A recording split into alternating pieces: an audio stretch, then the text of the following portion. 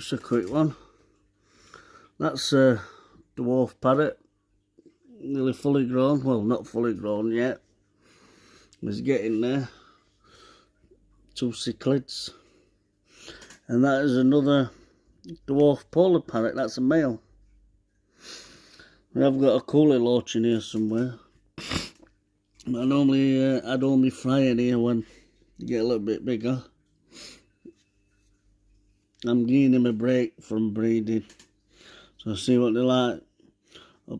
A baby, a polar parrot, dwarf, and a normal convict. See how they come out.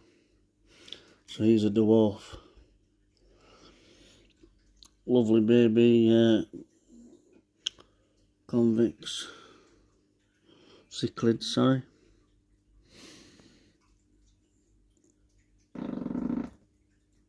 Mm.